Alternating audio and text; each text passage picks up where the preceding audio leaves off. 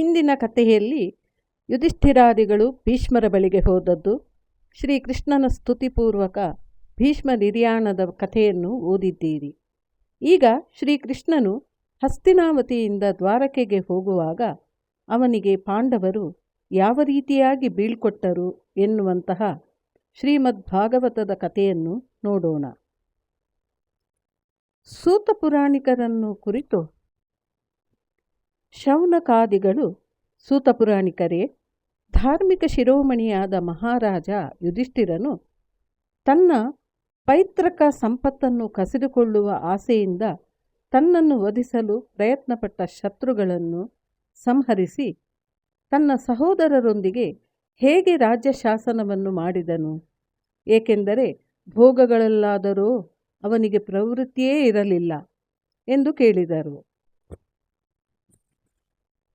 ಆಗ ಸೂತ ಪುರಾಣಿಕರು, ಲೋಕದ ಉಜ್ಜೀವನಕ್ಕಾಗಿ ಅವತಾರ ಮಾಡಿದ ಶ್ರೀಹರಿಯು ಬಿದಿರು ಮೆಳೆಯಲ್ಲಿ ಮೆಳೆಯನ್ನೇ ಸುಟ್ಟು ಬಿಡುವಂತೆ ಪರಸ್ಪರ ಕಲಹಾಗ್ನಿಯಿಂದ ಸುಟ್ಟು ಹೋಗಿದ್ದ ಕುರುವಂಶದ ಕುಡಿಯಾದ ಪರೀಕ್ಷಿತನನ್ನು ಬದುಕಿಸಿ ಯುಧಿಷ್ಠಿರನನ್ನು ಅವನ ರಾಜ್ಯದಲ್ಲಿ ನೆಲೆಗೊಳಿಸಿ ತುಂಬ ಪ್ರಸನ್ನನಾದನು.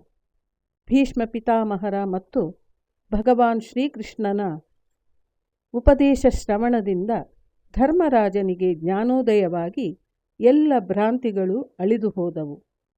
ಭಗವಂತನ ಬೆಂಬಲದಿಂದ ಅವನು ಸಮುದ್ರ ಪರ್ಯಂತವಾಗಿ ಭೂಮಂಡಲವನ್ನು ಇಂದ್ರನಂತೆ ಆಳತೊಡಗಿದನು.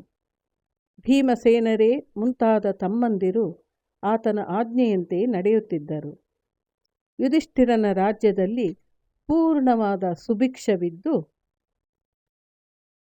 ಸುಖ ಶಾಂತಿಗಳು ನೆಲೆಸಿದ್ದವು. ಅವಶ್ಯಕತೆಗೆ ತಕ್ಕಂತೆ ಯಥೇಷ್ಟವಾಗಿ ಮಳೆಯು ಸುರಿಯುತ್ತಿತ್ತು. ಜೀವನಕ್ಕೆ ಬೇಕಾದ ಎಲ್ಲ ಪದಾರ್ಥಗಳು ಹೇರಳವಾಗಿ ಭೂಮಿಯಿಂದ ಸಿಗುತ್ತಿದ್ದವು. ಅಜಾತ ಶತ್ರುವಾದ ಮಹಾರಾಜನಾದ ಯುಧಿಷ್ಠಿರನ ರಾಜ್ಯದಲ್ಲಿ ಯಾವ ಪ್ರಾಣಿಗೂ ಎಂದೂ ಆದಿವ್ಯಾಧಿಗಳು ಅಥವಾ ದೈವಿಕ, ಭೌತಿಕ, ಆತ್ಮಿಕವಾದ ಕ್ಲೇಶಗಳು ಆಗುತ್ತಿರಲಿಲ್ಲ. ತಮ್ಮ ಬಂಧು ಮಿತ್ರರ ಶೋಕವನ್ನು ಹೋಗಲಾಡಿಸಲು ಮತ್ತು ತನ್ನ ತಂಗಿ ಸುಭದ್ರೆಯ ಸಂತೋಷಕ್ಕಾಗಿ ಭಗವಾನ್ ಶ್ರೀಕೃಷ್ಣನು ಹಸ್ತಿನಾವತಿಯಲ್ಲಿಯೇ ಕೆಲವು ತಿಂಗಳು ತಂಗಿದನು. ಮತ್ತೆ ಅವನು ರಾಜ ಯುಧಿಷ್ಠಿರನಿಂದ ದ್ವಾರಕೆಗೆ ಹೋಗಲು ಅನುಮತಿಯನ್ನು ಕೇಳಿದನು. ಆಗ ಧರ್ಮರಾಜನು ಶ್ರೀಕೃಷ್ಣನನ್ನು ತುಂಬು ಹೃದಯದಿಂದ ಆಲಿಂಗಿಸಿಕೊಂಡು ಬೀಳ್ಕೊಟ್ಟನು. ಭಗವಂತನು ರಥವನ್ನು ಏರಿದನು. ಸಮವಯಸ್ಕರಾದ ಕೆಲವರು ಆತನನ್ನು ಅಪ್ಪಿಕೊಂಡರು, ಸಣ್ಣವರು ವಂದಿಸಿಕೊಂಡರು. ಭಗವಾನ್ ಶ್ರೀಕೃಷ್ಣನ ಮಧುರವಾದ ದಿವ್ಯ ಚರಿತ್ರೆಯನ್ನು ಒಮ್ಮೆ ಕೇಳಿದವರೂ ಕೂಡ ಭಗವದ್ಭಕ್ತರ ಸತ್ಸಂಗದಿಂದ ದುಸ್ಸಂಗವನ್ನು ತೊರೆದು ಆ ಹರಿಕಥಾ ಶ್ರವಣಕ್ಕಾಗಿ ಮತ್ತೆ ಮತ್ತೆ ಹಂಬಲಿಸುತ್ತಾರೆ. ಹೀಗಿರುವಾಗ ಆ ಭಗವಂತನನ್ನು ದರ್ಶಿಸುತ್ತಾ, ಸ್ಪರ್ಶಿಸುತ್ತಾ, ಅವನೊಡನೆ ಸಂಭಾಷಿಸುತ್ತಾ, ಆಸನ ಶಯನ ಭೋಜನಗಳಲ್ಲಿಯೂ ಆತನೊಡನೆ ಪಾಲ್ಗೊಳ್ಳುತ್ತಾ ಅವನಿಗೆ ಸಂಪೂರ್ಣವಾಗಿ ತಮ್ಮ ಹೃದಯವನ್ನು ಅರ್ಪಿಸಿ ಆನಂದಿಸುತ್ತಿದ್ದ ಪಾಂಡವರಿಗೆ ಅವನ ಅಗಲಿಕೆ ಸಹಿಸಲಾದೀತೆ? ಪಾಂಡವರ ಚಿತ್ತವು ಶ್ರೀಕೃಷ್ಣನಲ್ಲಿಯೇ ಲೀನವಾಗಿತ್ತು.